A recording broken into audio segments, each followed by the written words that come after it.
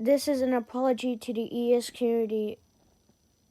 To the EAS community, I am very sorry. I was very toxic to Corey, WaterFanatic, and FireFanatic, and I caused several chaos in the EAS community as well.